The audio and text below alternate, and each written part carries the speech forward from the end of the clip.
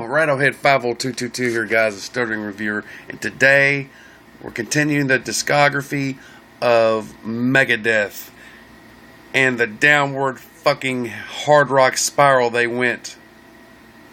Now, a lot of you thinks I'm going to bash the shit out of this album, and there's a lot of it I'm going to bash.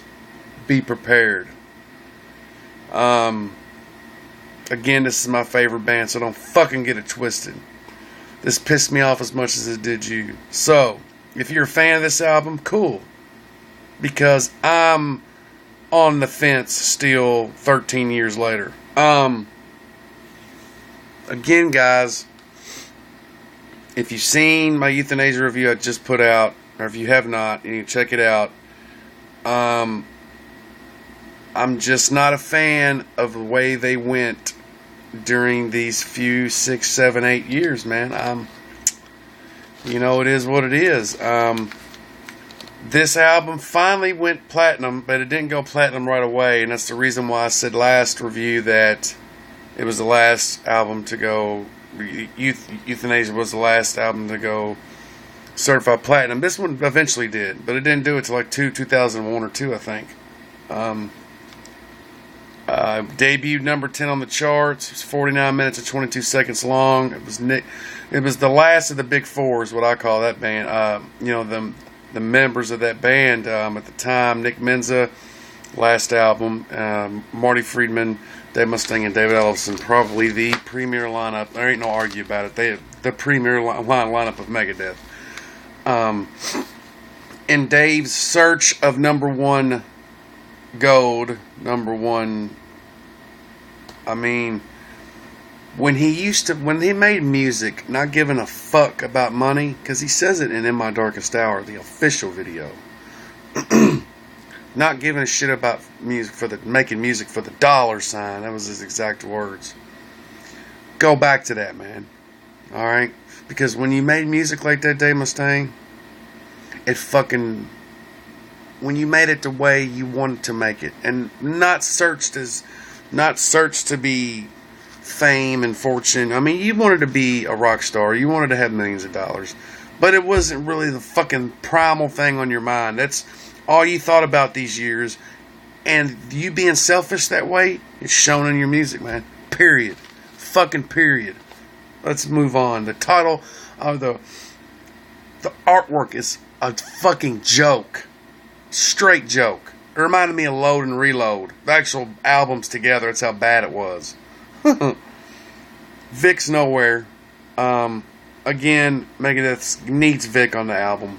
Cover somewhere. By God. I mean, that was your first mistake.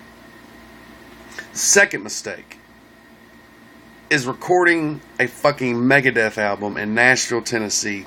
What the fuck were you all thinking? Then you change management to ESP, but Breger, fuck his name is. You know, again, you were quoted saying, maybe this guy can get us that number one we want so bad. And I mean, I understand, man, but you know, being that selfish, and I understand you were on drugs and shit still at the time, and you're selfish and self-centered and shit like that happens, because I understand, because I went through the same disease. I go through it too on a daily basis. I understand it, but I'll be damned, man. I go against every grain of the sand, everything that makes me, just to be somebody that I'm not. I wouldn't do it, and I'm surprised that my favorite band went this route for a couple albums, but they did. So let's go ahead and talk about it. Let's get to it's released June 17th of 1997. I remember when Trust hit the air. I'm still not a big fan of Trust. I dug it for a couple of years after I appreciated the album a little more by 2002, 2003 when they came back out. You know, we all appreciated Megadeth a little more, and that's when Cryptic Writings went platinum, is when Dave Mustaine stopped making music for a while, because everybody thought, well, fuck, there's not going to be no more Megadeth records. Let's check out this shit we overlooked. And a lot of it was overlooked, because there was a couple of gems on here. It's the most diverse record, man. It has Use the Man has actually a 30-second intro of a sample from Needles and Pins by the Searchers, which is kind of weird. Again, they were just trying to be different in so many ways, and it backfired, man, big time. The songs they picked, and I'm not sure if the record label, if Capitol had anything to do with it. I'm sure they did in a sense. But Trust, Almost Honest, and A Secret Place is the weakest songs on the album. I'm not even sure why.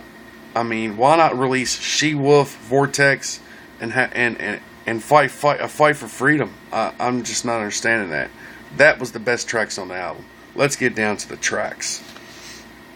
When I said ESP, it's when, they playing Jackson guitars, ESP, you know the story. Okay, let's go. I think I was in the remastered tracks, though, so, don't quote me on that. So anyway, the tracks. Trust. It's played out, man. It's Enter Sandman. It's played the fuck out. I mean, that's all the radio plays. Anytime you request Megadeth, or anybody does, Trust. Are you fucking serious? They've got over 300 songs. Are you fucking serious? I don't know the exact count, but it's a lot, man. And there's so many more good ones than fucking Trust. Are you serious? I mean, I don't understand they don't want to play their thrash shit, okay? But everything on Countdown beats Trust. Fucking Of Mice and Men beats Trust. And I like it, guys. I'm just saying it's overplayed, and there's so many more songs. I mean, come on, man. Give us a variety on the radio. They only play the top fucking 40. It kills me. Moving along. Almost Honest. I'm not even going to talk about that crap shit song. I hate it. Fucking hate it. It's terrible. It's bullshit. It's not Megadeth. It sounds like Nickelback. I'm sorry. Use the Man is cool. It's okay. I like the beginning. I like how he sings the beginning, and I really like the acoustic guitar in it. I do like that. But all in all, it's just an average song. It's a hard rock average song. We go so far from thrash on this album, and it's almost Bon Jovi except for a few songs. I hate to say it too, guys. Again, it's my favorite band I'm talking about here. So, Mastermind. It's about the computerization of the world. The lyrics are okay. It's an okay song. It's average. The Disintegrators I absolutely love. I really do dig it. I think it's cool. It's not heavy, but it's fast, upbeat. The lyrics are cool. The anarchy lyrics, anti-government. I mean, that's cool, man. I love it. They could have did that hard. They do fine making that type of sound. The Disintegrators, She Wolf, a Vortex, a Fight for Freedom. Them upbeat songs, man. They do fine making hard rock sound like it because they got so many solos and integral and riffs and and it's okay being hard rock when it's like that. But when you get a song like Almost Honest, man, it's like, what the fuck, man? It sounds everything like everything else on the radio, and they're better than that, period. I'll Get Even, I'm not even going to talk about that. Sin's terrible. A Secret Place, again, it's okay. And, they used a satire, acoustic guitars, harmonicas, all kinds of shit in this album. So A Secret Place is okay, but it's not a, you're trying to promote a record, man. It's not a record promoter song. It's not. Neither was Trust. I mean, I can see Trust, okay, almost being, but that would have been like the third release. My picks would have been, She Wolf would have been the first pick if I'm trying to sell a record of Megadeth. Now, second pick would have been fucking Fight for Freedom or Vortex, or Disintegrators even. And then the third would have been Trust. Makes sense to me, but that's me. Now we get to Half Cool While Travel. Poop. Okay, She Wolf. Now, this is the first time since Dave Mustaine and Marty Friedman, since Rust in Peace, went fucking toe to toe on solos, and they did a very good job making a hard rock song sound so fucking good. It sounded fucking great. It's a really cool tune. It is the best track on the album, period. Which is why I don't understand. They play Trust instead of this song. It just kills me. They've literally killed She Wolf off the set list At least the last time I seen them, they didn't play, but they played Trust #1. It's always the first song they play, like it's the song everybody remembers from Megadeth. I mean, I don't understand. I just don't. I'm sure they got a lot of different fans off this album, but I'm sorry, it's just Trust is not there for me. The only thing cool about Trust Live is the double flying V he brings out. I'm just being serious, guys. It's played out. I like it. It's okay, but it's not a hit track for me. It's not. It's not a Toot Mon. It's not. It's not even close. It's not in my darkest hour. It's not even close. All right. Vortex, as again I said, it was cool, and Fight for Freedom. We end this album on where it should have began. Cool. It's like they picked the worst songs to play first, and then they put a couple of okay ones in the middle, and then they put the best shit last. I just don't understand it.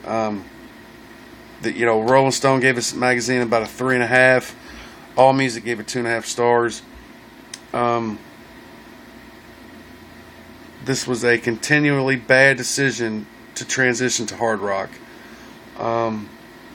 If you like Risk, don't watch my next review. It's going to be bad. It's going to hurt. There's a couple of okay songs on her, guys, but other than that record is bullshit, and I'm going to call it how I see it. Next time, I'm not going to go easy like I did on this album. This album is going to get a 7.0, way under